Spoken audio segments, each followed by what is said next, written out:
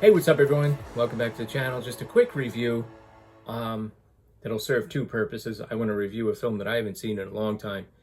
It's a sort of a classic film noir, I think, but also I sort of want to promote tonight's live stream I'm doing with Mike from Mike's DVD and Blu-rays collection.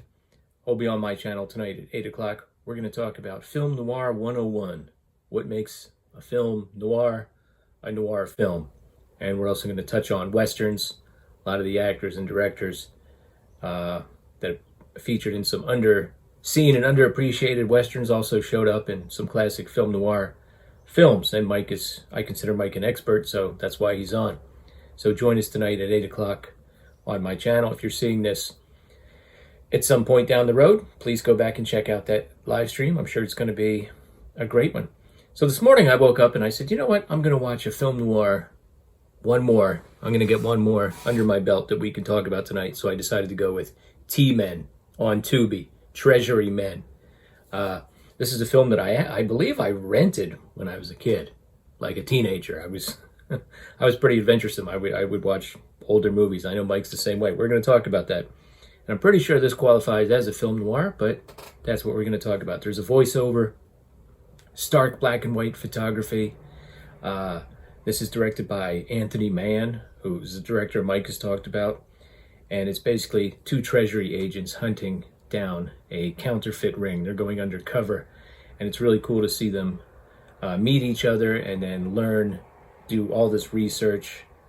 You know, they have to pretend that they used to be affiliated with a gang that is kind of broken up, and because people are going to check their stories. They kind of quiz each other. They adopt voices and mannerisms, and the one guy is fluent in Italian, so it's going to be easy for him to make some connections. They take a house or rent a room in this boarding house, and the owner is an Italian guy, so he kind of cozies up to the one guy, Tony Gennaro, played by Alfred Ryder. And he's gotten cited by the police for this or that, and so he's not really big on authority, so he unknowingly sort of helps them establish their alibi, because they sign the register Smith and Jones, and he's like, oh, right, So then they sort of have a reputation in town, and they kind of work their way into this counterfeiting ring. They find out that there's a guy named the Schemer, played by Wallace Ford, who's a real character. And they find out that he's kind of like the middleman in this counterfeit ring, and he frequents Turkish baths. So the one guy goes to all these Turkish baths until he finds them, and they kind of strong arm this guy, and they kind of get involved in this counterfeit gang. Of course, the Treasury Department is supplying them with actual counterfeit plates, okay, which they have to really obviously keep a control on. And it's just really good. The two guys, Alfred Ryder and Dennis O'Keefe, are really good. They kind of split up for a while. The film mostly follows the Dennis O'Keefe character. And there's a heartbreaking scene where one of the guys is undercover, and he runs into his wife and a friend of hers, and they're with this guy, the Schemer, He's with this guy, the Schemer. So the wife's friend is like, oh, look who it is. And the wife has to pretend like, I don't know who you're talking about. That's not my husband. And the Schemer guy's like, that was a little weird. Very similar scene happened to Donnie Brasco, if you remember, years later. But all of the villains in this are really good. The goons are real goony. There's one guy who's like a big heavy-set guy who's kind of like an enforcer. But then even scarier is a smaller guy with like a really mean face, He just has that look about him, like you wouldn't want to mess with this guy. You wouldn't want to cross him. Well, things don't turn out. And by the way, the wife of Gennaro is played by June Lockhart, who would later appear on Lost in Space, many other films and movies.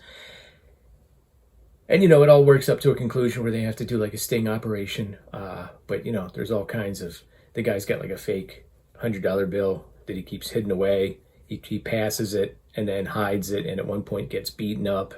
But then now he has a reputation in town for being connected to counterfeiting. So then the bad guys kind of learn that about him and start making deals with him. Both of these guys actually get beat up in the film a few times. I mean, they really put their lives on the line for this undercover sting. And the ending is not So it's partly tragic. This is, I believe, a film noir characteristic. But again, We'll talk about that tonight with Mike.